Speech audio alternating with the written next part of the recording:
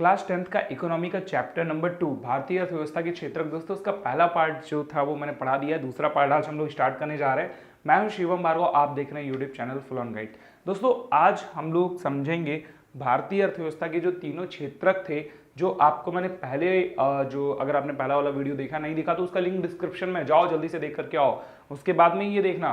तो दोस्तों वो जो तीनों क्षेत्रक थे यानी कि सेक्टर थे, पहला, दूसरा, तीसरा, प्राथमिक, द्वितीयक और तृतीयक, दोस्तों उनके बारे में और ज़्यादा डिटेल से पढ़ेंगे, उनसे जुड़ी हुई चीज़ें समझेंगे। जैसा कि मैंने यहाँ पर बोर्ड पे सारा कुछ मेंशन कर रखा है, तो आपको समझने में ज़रा भी दिक्कत नहीं होगी। बस आप धैर्य बना करके वीडियो देखते रहें और साथ में अगर आपके पास में किताब है तो किताब लेकर के बैठ जाएं। इसके अलावा दोस्तों इस चैप्टर की कोई भी अगर आपको टॉपिक देखना है तो आप इस वाली लिंक पर जा करके जो है अच्छे से समझ सकते हैं। और साथ में अगर आपको नोट्स वगैरह चाहिए तो वो भी डिस्क्रिप्शन में लिंक है, वहाँ से देखने को मिल जाएंगे। और दोस्तों सबसे ज़्यादा जरूरी बात कि अगर आपको इसके अलावा कोई और भी चैप्टर पढ़ना है तो वो भी मैंने लिंक में ही दे दिया है, आप जाकर के सीधा लिंक से एक्सेस कर सकते हैं। तो दोस्तों ये जो क्षेत्रक है, इन तीनों क्षेत्रकों में आपको पता ही होगा या आप खुद से अंदाजा लगाइए कि जो सबसे महत्वपूर्ण क्षेत्रक है वो कौन सा है। जाहिर सी बात है, आपको जरा भी सोचना नहीं पड़ेगा, आप आराम से बोल सकते हैं कि जो सबसे महत्वपूर्ण क्षेत्रक है वो है दोस्तों कृषि। क्यों? क्योंकि जैसे जैसे खेती बढ़ती है वैसे वैसे चीज़ें ज़्यादा उपजती हैं। जब ज़्यादा चीज़ें उपजेंगी तो होगा क्या कि शिल्प खूब ज़्यादा होगा, नई चीज़ें खूब ज़्यादा बनाई जाएंगी। जब दोस्तों खूब ज़्यादा बनेंगी तो वो खूब ज़्यादा बिक्री भी करेंगी, और जब बिक्री करेंगी दोस्तों तो लोगों को सामान लाना, ले जाना, लेने के लिए जाना, दोस्तों खरीदने के लिए सामान जाना, यानी कि हर एक प्रकार से आप देखिए व्यापार, बिजनेस, शिल्प सब कुछ डिपेंड करता है खेती पर। जितनी ज़्यादा खेती होगी उतना ही ज़्यादा यहाँ पर चीज़ें होंगी। ये चीज़ हमने काफ़ी समय से दोस्तों नोटिस की हुई है, या फिर हमारे जो अर्थशास्त्री होते हैं दोस्तों वो नोटिस करते हैं कि खेती जो रहा है वो हमेशा से, यानी कि जो आपका पहला सेक्टर है वो हमेशा से इंपॉर्टेंट रहा है। लेकिन पिछले कुछ दशकों में, कुछ दशक दोस्तों मतलब जैसे जब से फैक्ट्रियां बढ़ी हैं, जब से चीज़ें बढ़ी हैं, तब से खेती को छोड़ करके जो दूसरा वाला सेक्टर था ना, मतलब चीज़ों का विनिर्माण करना, जैसे खेती से कपास उगाया, कपास से खूब सारे कपड़े बनाना तरह तरह के, या फिर उनसे कई और सारी चीज़ें बनाना, दोस्तों खाने पीने की चीज़ें बनाना, गेहूं से आप ना जाने कितनी सारी चीज़ें बनी हुई खाते होंगे रोज के रोज में। और ऐसे ही जो दूसरा वाला सेक्टर था ना, सेकेंड सेक्टर, ये दोस्तों महत्वपूर्ण होता चला गया। क्यों? क्योंकि इसमें रोजगार के बहुत ज़्यादा ऑप्शन मिलने लग गए लोगों को। तो पहले क्षेत्रक से दूसरा क्षेत्रक दोस्तों महत्वपूर्ण हो गया। लेकिन अभी अगर आप हाल फिलहाल के सालों को देखें दोस्तों, 20-23 सालों पुराना अगर आप रिकॉर्ड देखेंगे तो दूसरे क्षेत्रक में इतने ज़्यादा लोग आ गए हैं कि उनकी हेल्प करने के लिए यहाँ पर दोस्तों तीसरा क्षेत्रक जो था उसका महत्व बढ़ने लग गया।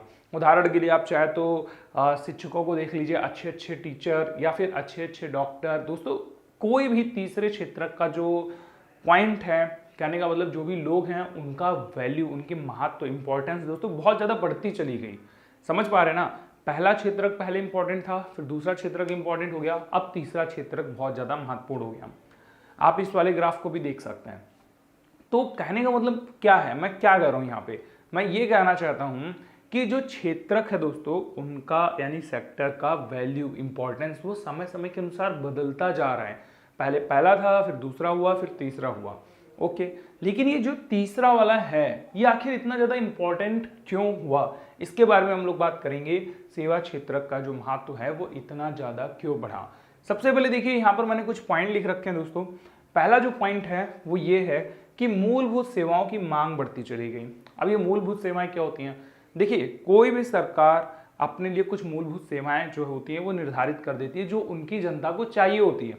जैसे कि अस्पताल हो गए, है ना, सारे लोगों के स्वास्थ्य के लिए, शैक्षणिक संस्थान हो गए, डाकघर हो गए, थाना हो गया, कचहरी हो गया, नगर निगम हो गया, दोस्तों यहाँ पर ग्रामीण शहरी जो ग्रामीण क्षेत्र होते हैं वो भी आ जाएंगे। फिर रक्षा इंपॉर्टेंट है, सिक्योरिटी, ठीक है ना, परिवहन आने जाने के लिए, चाहे ट्रेन हो, चाहे एरोप्लेन हो, चाहे दोस्तों यहाँ पर जो है आपका बस परिवहन, ट्रक, कोई भी हो, परिवहन आने जाने का जो साधन होता है, इसमें सड़क भी आ जाती है। तो ये सारी कितनी ज़्यादा इंपॉर्टेंट है। आप सोचो खेती खूब हो रही है लेकिन जो लोग हैं बीमार पड़े जा रहे हैं, उनको ठीक करने के लिए, उनको सिखाने के लिए अस्पताल नहीं है, शैक्षणिक मतलब उनको सिखाने के लिए शैक्षणिक संस्थान नहीं है, ठीक करने के लिए अस्पताल नहीं है, कोई बात हो जाती है दोस्तों, थाने नहीं है, कचहरी नहीं है, तो इसकी वैल्यू तो बढ़ ही नहीं पाएगी। तो इन लोगों की हेल्प के लिए जो तृतीय क्षेत्र था इसकी इंपॉर्टेंस, वैल्यू बढ़ती चली जा रही थी। यहाँ पर दोस्तों बैंक आ गए, बीमा कंपनियां आ गई। ये पहला पॉइंट है कि जो सेवा क्षेत्र है दोस्तों ये काफ़ी ज़्यादा इसकी वैल्यू बढ़ती जा रही है। तो आपको याद रखना है कि सेवा क्षेत्रकों का महत्व क्यों बढ़ा, क्योंकि मूलभूत सेवाओं की मांग बढ़ती चली गई। भाई जैसे जैसे वो करेंगे काम, खूब बड़े होंगे ना, है ना, तो उसी हिसाब से बड़ा होता जाएगा। दूसरा दोस्तों जो पॉइंट है वो ये है कि पहले सेक्टर यानी कि खेती और दूसरे सेक्टर यानी कि फैक्ट्री उद्योग वाला जो सेक्टर है, इन दोनों सेक्टरों के विकास से क्या होता है कि परिवहन और भंडारण की मांग भी बढ़ती है। अब ये परिवहन मतलब सिंपल सी बात है यार, खेती ज़्यादा होगी तो आना जाना ज़्यादा पड़ेगा, है ना, आना जाना ज़्यादा पड़ेगा मतलब सामान को लाना पड़ेगा, उसके लिए व्यापार चाहिए, बिजनेस चाहिए, सब कुछ चाहिए। तो ये सब कुछ पहला सेक्टर जैसे जैसे ग्रो करता है वैसे वैसे ही दूसरा सेक्टर भी ग्रो करता है, और दूसरे सेक्टर के ग्रो करने के कारण दोस्तों यहाँ पर जो तीसरा सेक्टर होता है वो भी खूब ग्रो करता है। तो ये जो भंडारण है या फिर परिवहन है ये भी खूब ज़्यादा मांग में है। इसके बाद में दोस्तों जो तीसरा पॉइंट है वो ये है कि जैसे जैसे लोगों के पास में आय बड़ी होती जाती है, इनकम बड़ी होती जाती है, वैसे वैसे लोग दोस्तों खूब पैसा खर्च करना शुरू करते हैं। जाहिर सी बात है, अगर आपके पास पैसा होगा तभी तो आप पैसा खर्च करेंगे।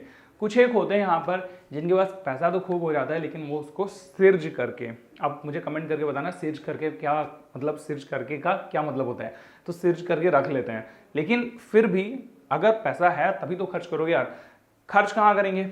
अच्छे अच्छे होटलों में, ठीक है, होटल में सारे लोग नहीं खर्च करते, कुछ लोग खर्च करते हैं।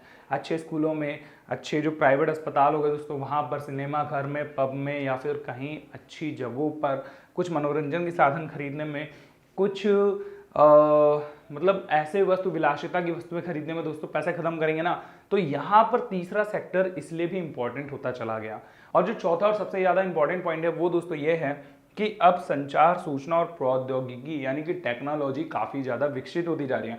हमारे सामने वैसे ही वैसे संचार के खूब ज़्यादा नए नए ऑप्शन आते जा रहे हैं जिससे हम खूब ज़्यादा चीज़ें सीखते जा रहे हैं। यहाँ पर सेवा क्षेत्रों का महत्व बढ़ता जा रहा है।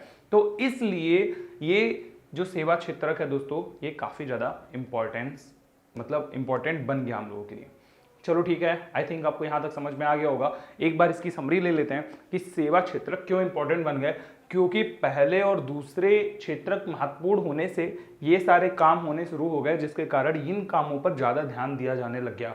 ये पिछले कुछ सालों की बात है, 30-35 सालों की। अगर आप समझ पा रहे होंगे तो आई थिंक क्लियर हो गया होगा। नहीं तो आप मुझे कमेंट बॉक्स में जो है उसकी पूरी मदद लो और कमेंट करके बताओ कि क्या चीज़ें समझ आई क्या नहीं। अब तक समझ में आ गया तो कमेंट करके बता देना कि पहला वाला जो मेरा पेज है वो पूरा समझ में आ गया। ये पहला पेज है, ये दूसरा पेज है, ये तीसरा पेज है, ठीक है।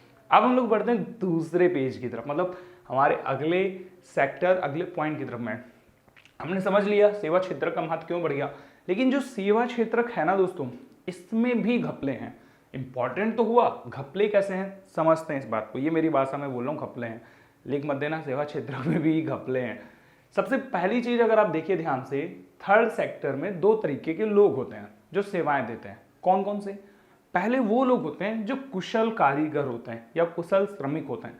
उन्होंने बहुत हाईली मतलब ट्रेनिंग ली होती है, या फिर दोस्तों वो ट्रेंड हो जाते हैं काम करते करते, या फिर हम कहें तो दोस्तों वो काफ़ी ज़्यादा पढ़े लिखे होते हैं, उस काम के लिए खूब पढ़ करके आते हैं। तो यहाँ पर कुशल शिक्षित लोग होते हैं जो काम कर रहे होते हैं। दूसरी तरफ में आप दोस्तों देख सकते हैं कि यहाँ पर छोटी दुकान वाले लोग, कुछ मरम्मत रिपेयर करने वाले जैसे प्लम्बर हो गए, यहाँ पर दोस्तों पेंटर हो गए, नाई हो गए, मोची हो गए, इस तरीके के लोग काफ़ी ज़्यादा छोटी दुकानों से अपनी ज़िंदगी चला रहे होते हैं। और ये लोग जो हैं काफ़ी मुश्किल से अपनी ज़िंदगी चलाने लायक अर्निंग कर पाते हैं।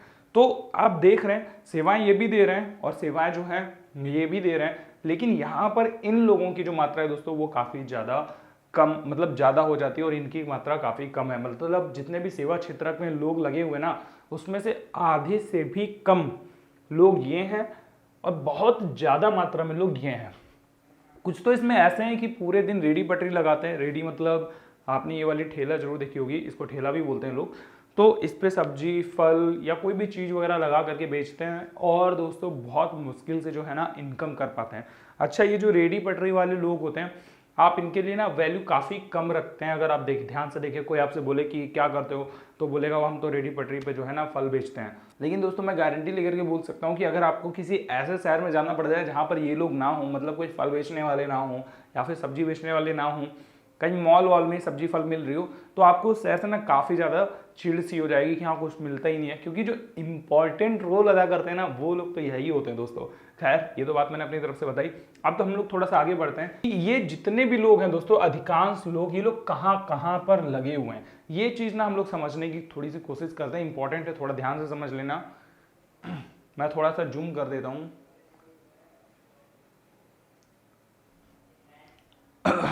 देखो, अपने देश में जो वस्तुओं का उत्पादन हो रहा है दोस्तों, पिछले कुछ सालों की बात अगर हम करें तो यहाँ पर अपने देश में जो वस्तुओं का उत्पादन हो रहा है वो लगभग 3 गुने से ज़्यादा हो रहा है।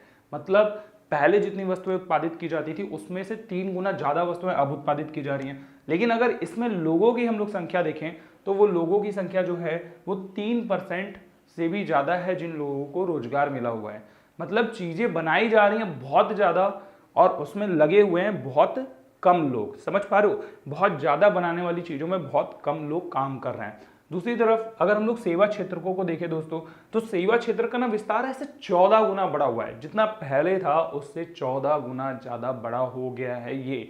लेकिन अगर हम लोग रोजगार की बात करें तो इसमें सिर्फ 5% रोजगार, 5 गुना रोजगार जो है वो बढ़ाया गया है। क्या मतलब हुआ? देखो, जैसे सेवा क्षेत्र पहले मात्र 100 लोगों का था, अब वो 1400 लोगों का हो गया है। और पहले इसमें केवल 100 लोग काम करते थे, अब मात्र 500 लोग काम कर रहे हैं। मतलब जगह बहुत बड़ी हो गई है, वैकेंसी बहुत ज़्यादा है, काम करने के लिए जो लोगों की संख्या चाहिए बहुत ज़्यादा चाहिए, लेकिन काम करने वाले लोगों को बहुत कम रखा गया है। अब रखा गया है या फिर कम सेवा दे पा रहे हैं, इसके पीछे बहुत सारे रीजन हो सकते हैं, उनके बारे में हम लोग आगे बढ़ते जाएंगे। लेकिन अभी आपको ये समझना है कि प्रॉब्लम क्या चल रही है। प्रॉब्लम ये है, वस्तुओं का उत्पादन 3 गुने से ज़्यादा हो रहा है, रोजगार यहाँ पर 3 ही गुना मिला है। सेवा क्षेत्र जो है 14 गुना बड़ा हो गया है, रोजगार यहाँ पर 5% बढ़ा गया है। तो बाकी लोग गए तो गए कहाँ? अगर आप नोटिस करोगे तो बाकी के लोग जो हैं दोस्तों वो खेती करने में लग रखे हैं, बेरोजगार हैं, वो खेती करने में लगे या फिर ऐसे किसी भी काम करने में लगे हुए हैं। नहीं कोई काम है तो मजदूरी करने में लगे हुए हैं, जिनकी संख्या भी नहीं हम लोग गिन पाते हैं ऐसी मजदूरी। क्यों? क्योंकि ये अल्प बेरोजगारी करते हैं। अब ये अल्प बेरोजगारी क्या है इसके बारे में भी आपको ध्यान से समझाता हूँ। देखिए, सबसे पहले हम लोग ये देख लेते हैं कि अपनी जो जीडीपी है, सकल घरेलू उत्पाद, दोस्तों इसमें जो खेती है ना, खेती यहां पर मैंने लिखा हुआ है, खेती का जो हिस्सेदारी है दोस्तों वो केवल 1/4 है। यानी कि केवल 1/4 भाग खेती की हिस्सेदारी होती है। लेकिन लोग कितने लगे हुए हैं? पूरी जनसंख्या के आधे। अब आप कहेंगे समझ नहीं आ रहा, थोड़ा डिटेल से समझाओ। देखो, ऐसे मान लो कि अपनी जो जीडीपी है वो पूरी 100 भाग है। अब इसमें केवल 25 भाग अपनी खेती है और जो लोग हैं दोस्तों वो भी 100 हैं। तो एक लोगों को 1 जीडीपी संभालनी चाहिए, लेकिन यहाँ पर 25 जीडीपीओं को 50 लोग संभालने में लग रखे हैं। मतलब कि डबल से भी थोड़े से ज़्यादा लोग खेती करने में लगे हुए हैं, जबकि इतनी ज़्यादा लोगों की जरूरत नहीं है। अभी आगे और ज़्यादा समझाऊंगा। आगे देखते हैं, जो अपना सेकेंड और थर्ड सेक्टर है ना, ये दोनों को मिला करके अगर हम लोग देखें जीडीपी में, तो इसकी जो भागीदारी है दोस्तों वो 3/4 है। मतलब 4 में से 3 भाग आपका सेकेंड और थर्ड सेक्टर बनाता है। लेकिन इसमें लोग कितने बचे हैं? केवल 1/2। यानी कि सेकेंड और थर्ड जो सेक्टर है इसमें जरूरत से कम लोग लग रखे हैं। क्यों? क्योंकि बेरोजगारी काफ़ी ज़्यादा बढ़ी हुई है। आप यहाँ पर देखिए ना, यहाँ पर बेरोजगारी दिख रही है, यहाँ पर बेरोजगारी दिख रही है। तो ये लोग काफ़ी ज़्यादा बेरोजगार हैं। ऐसे में क्या होता है दोस्तों, यहाँ पर ना अल्प बेरोजगारी बढ़ जाती है। जैसे कि यहाँ पर आप देख सकते हैं, एक उदाहरण से समझते हैं अल्प बेरोजगारी क्या। आपकी बुक में भी उदाहरण आप चाहे तो उस कहानी को पढ़ सकते हैं, बहुत ज़्यादा मजा आ जाएगा पढ़ने के बाद में। जैसे किसी एक के पास में ना कोई एक किसान है दोस्तों, नाम उसका हमने लक्ष्मी रख लिया, आपकी बुक में भी लक्ष्मी नाम है। तो वो जो लक्ष्मी नाम का किसान है या औरत है जो भी है दोस्तों, उसके पास 2 एकड़ ज़मीन है और उसकी फैमिली में 5 लोग हैं। अब 2 एकड़ ज़मीन में काम करने के लिए मात्र 2 व्यक्तियों की आवश्यकता होती है। 2 व्यक्ति अगर उस पर पूरे 30 दिन तक काम करते हैं दोस्तों तो पूरा खेत अच्छे से फसल उगा सकता है। लेकिन उसकी फैमिली में 5 लोग हैं और उनके पास करने को कोई और काम नहीं है, तो सारे के सारे लोग कभी कभी चले जाते हैं खेत पे, पूरा दिन वहीं बैठे रहते हैं, कुछ ना कुछ काम करते रहते हैं। कोई जो है घास उगाड़ रहा है तो कोई कुछ कर रहा है, जबकि काम केवल 2 आदमी भी अच्छे से कर सकते हैं।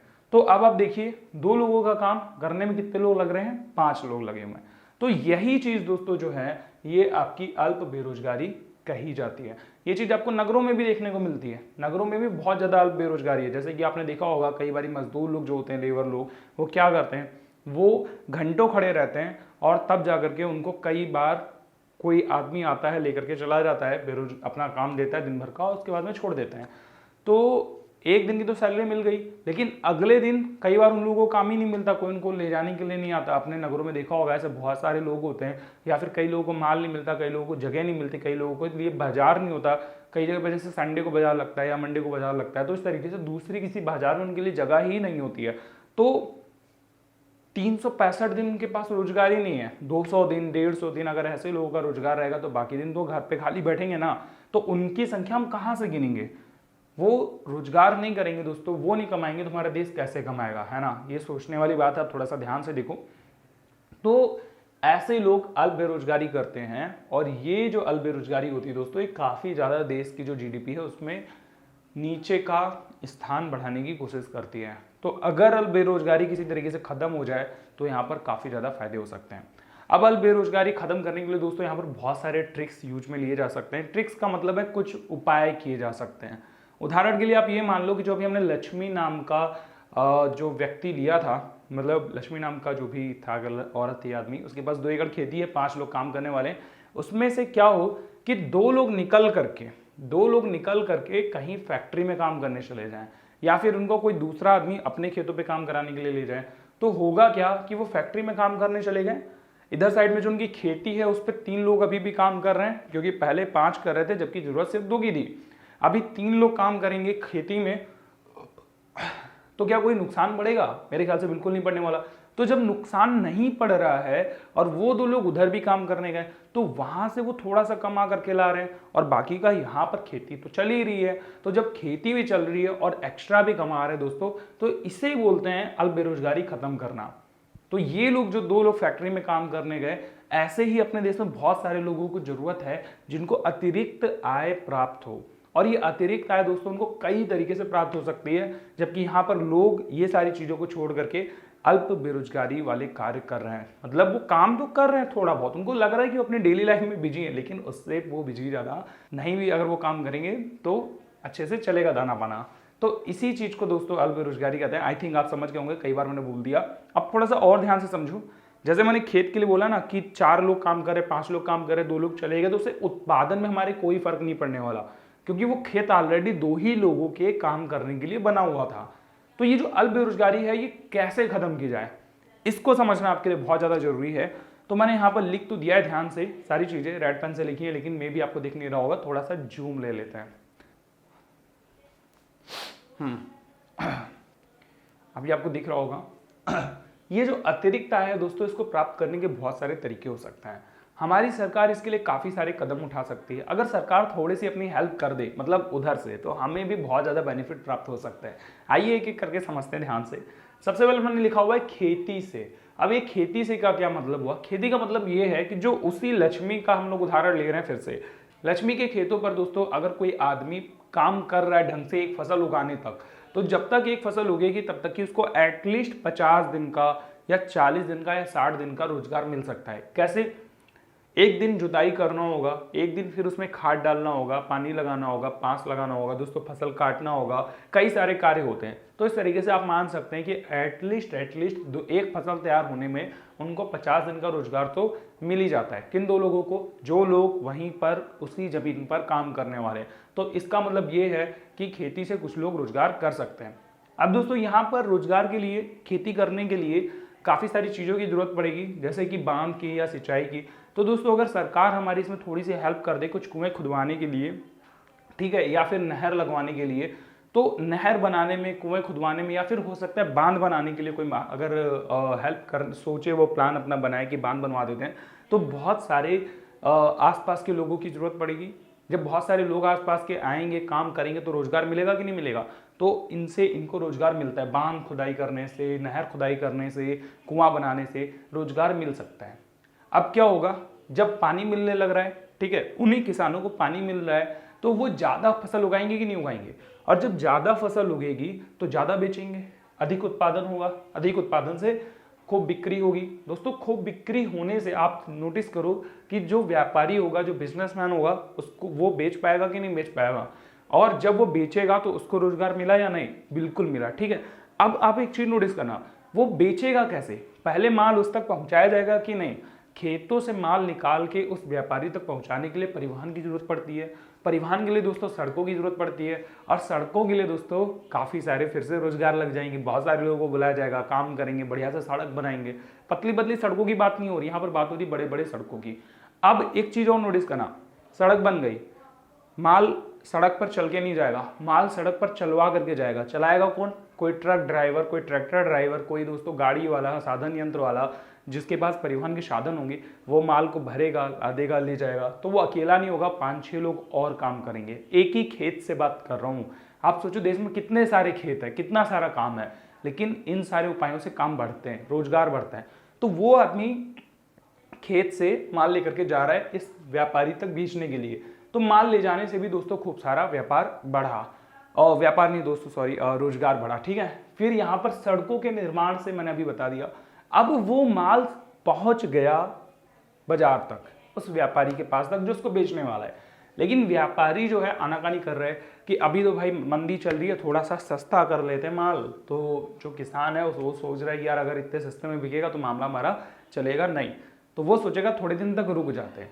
अब यहाँ पर अगर उसने सोचा रुक जाते हैं क्योंकि बाद में महंगाई तो बढ़ेगी, ये तो बात उसको पता है, या अच्छे दाम तो मिलेंगे ये भी बात पता है। तो जब अच्छे दाम मिलेंगे तो उस दिन तक का इंतजार कैसे करें? तो दोस्तों जो इंतजार करने की टाइम होगी ना, उतने समय में जो आपका माल है वो खराब हो सकता है। उसको सुरक्षित रखने के लिए भंडार गृह बना देते हैं। तो भंडारण बनाने से, भंडार गृह बनाने से दोस्तों शीत वाले कमरे यानी कि ठंडक वाले, आइस वाले जो कमरे होते हैं जहाँ पर बिल्कुल एकदम ठंडा ठंडा चिल्ड सा मामला रहता है, तो वहाँ पर जो फसल होती है, जो आपके अनाज वगैरह होते हैं, वो ले जाके सुरक्षित रख दिए जाते हैं और लंबे समय तक रखे रहते हैं। तो इससे भंडार वाले का जो है काफ़ी काम बढ़ेगा। ये होगा कि नहीं होगा, आप खुद से बताओ, उनको रोजगार मिलेगा या नहीं? सॉरी गाइस, मेरे को ना काफ़ी ज़्यादा जुकाम हो रखा है, इसलिए बोलने में दिक्कत हो रही है। अगर आप ये वीडियो अभी भी देख रहे हो ना, तो कमेंट करके बताना कि जुकाम जल्दी से ठीक कैसे करें। अब दोस्तों आगे बढ़ते हैं। यहाँ पे जो ये खेती करेगा ना, फसल इसकी बिक गई, जब फसल बिक जाएगी तो इनको सिर्फ पानी थोड़ी चाहिए होता है, इनको बीज भी चाहिए होगा दोबारा से अगली फसल के लिए। बीज के अलावा दोस्तों इनको पंपिंग सेट चाहिए होगा, क्योंकि अब पानी आसपास में आ गया, उसको अपने खेत में कैसे लाएं? तो पंपिंग सेट, फिर अच्छी जुताई के लिए बहुत सारा सामान, फिर खाद, फिर दोस्तों बहुत सारे उर्वरक, कीटनाशक दवाएं, इन सारी चीज़ों की जरूरत पड़ेगी कि नहीं पड़ेगी? तो ये भी बेच करके जो है अच्छा खासा रोजगार जो है यहाँ पर उत्पन्न किया जा सकता है। तो ये तो दोस्तों एक खेत से हमने खूब सारे रोजगार उत्पन्न कर दिए। आप सोचो एक खेत के लिए हमने कितने रोजगार उत्पन्न करे, अब कितने सारे खेत होंगे दोस्तों, कितने सारे रोजगार यहाँ पर बनाए जा सकते हैं। इसके अलावा भी दोस्तों बहुत सारे जो है तरीके हैं, जैसे कि अर्ध ग्रामीण क्षेत्रों में उद्योग धंधे खुलवाए जा सकते हैं। उद्योग माने फैक्ट्रीज, आपने देखा होगा दिया सलाई बनाने की फैक्ट्री होती हैं, या फिर दिया सलाई मतलब माचिस, मोमबत्ती, अगरबत्ती, धूप बत्ती, कपड़े, दोस्तों वहाँ पे कपड़े सिलने की फैक्ट्री है, बहुत सारी फैक्ट्रियाँ बनाई जा सकती हैं, बहुत सारे उद्योग सेवाएं जो क्षेत्र है दोस्तों वो बनाए जा सकते हैं। तो ये अर्ध ग्रामीण क्षेत्रों में भी किए जा सकते हैं, शहरों में भी कर सकते हैं। शहरों में ऐसे शीत घर बना दिया, भंडारण वाले, जहाँ पर मैंने अभी बात करी थी, ये सारी चीज़ें भी अभी की जा सकती है।